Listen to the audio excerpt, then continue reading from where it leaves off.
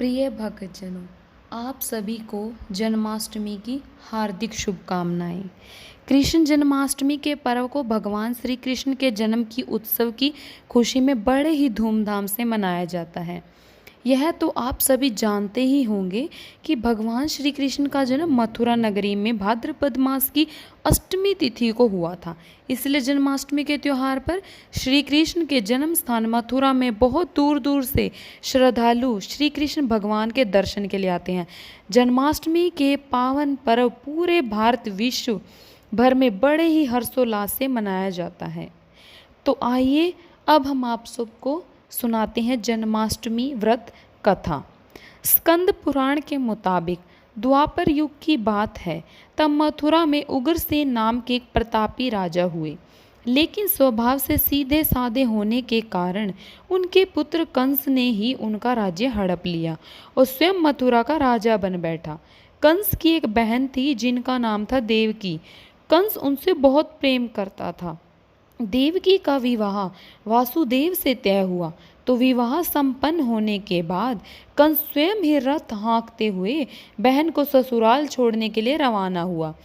जब वह बहन को छोड़ने के लिए जा रहे था, तभी एक आकाशवाणी हुई। देवकी और वासुदेव की 8वीं संतान कंस की मृत्यु का कारण बनेगी। यह सुनते ही कंस क्रोधित हो गया और देवकी और वासुदेव को मारने के लिए जैसे ही आगे बढ़ा, तभी वासुदेव ने कहा कि वह देवकी का कोई नुकसान न पहुंचाए। वह स्वयं ही देवकी की 8वीं संतान कंस को सौंप देगा। इसके बाद कंस ने वासुदेव और देवकी को मारने के बजाय कारागार में डाल दिया। कारागार में ही देवकी ने 7 संतानों को जन्म दिया और कंस ने सभी को एक एक करके मार दिया। इसके बाद जैसे ही देवकी फिर से गर्भवती हुई, तभी कंस ने कारागार का पहरा और कड़ा कर दिया।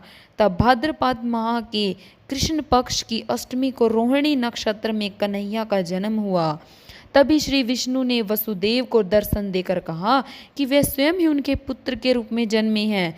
उन्होंने यह भी कहा कि वसुदेव जी उन्हें वृंदावन में अपने मित्र नंद बाबा के घर छोड़ आए और यशोदा जी के गर्भ से जिस कन्या का जन्म हुआ है उसे कारागार में ले आए। यशोदा जी के गर्भ से जन्मी कन्या कोई और नहीं बल्कि स्वयं माया थी। यह सब कुछ सुनने के बाद वसुदेव जी ने वैसा ही किया। स्कंद पुराण के मुताबिक जब कंस को देवकी की 8वीं संतान के बारे में पता चला तो वह कारागार पहुंचा।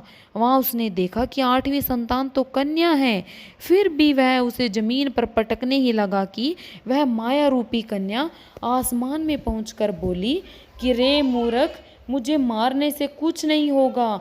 तेरा काल तो पहले से ही वृंदावन पहुंच चुका है और वह जल्दी ही तेरा अंत करेगा। इसके बाद कंस ने वृंदावन में जन्मे नवजातों का पता लगाया। तब यशोदा के लाला का पता चला तो उसे मारने के लिए कई प्रयास किए, कई राक्षसों को भी भेजा, लेकिन कोई भी बालक का बाल भी बांका नहीं कर पाया। तो कंस को यह एहसास हो गया कि नंद बाबा का बालक ही वसुदेव देवकी की 8वीं संतान है। कृष्ण ने युवावस्था में कंस का अंत किया।